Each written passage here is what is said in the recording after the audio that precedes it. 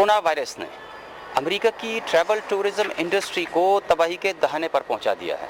मैं इस वक्त वाशिंगटन के डलस एयरपोर्ट पर मौजूद हूं, जहां से रोज़ाना हज़ारों बल्कि समटाइम्स लाख से ऊपर आदमी सफ़र करता है।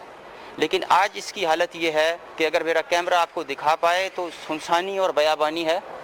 काउंटर्स खाली हैं। बहुत ही कम तादाद में एयरलाइंस यहाँ से जा रही हैं या कोई फ़्लाइट्स लैंड कर रही हैं। पोर्टर सर्विस बहुत महदूद है। टैक्सी मिलना भी बहुत दुश्वार है। एयरपोर्ट के लिए टैक्सी के लिए लोग मुंह मांगी कीमत देने को तैयार हैं, मगर कोई आदमी वायरस से इन्फेक्ट होने के ख़तरे की वजह से पैसेंजर लेकर एयरपोर्ट तक आने पर राज़ी नहीं है। मुसाफिरों को सहूलत पहुंचाने वाली ड्यूटी फ्री भी बंद है। एयरपोर्ट पर मौजूद तमाम दुकानें बशमूल खाने पीने की दुकानें और रेस्टोरेंट्स भी बंद कर दिए गए हैं।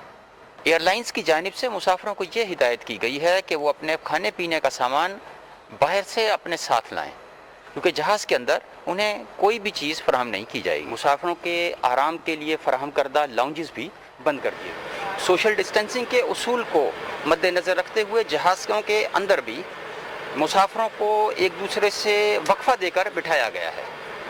मुकीम अहमद, चैनल 5, वाशिंगटन।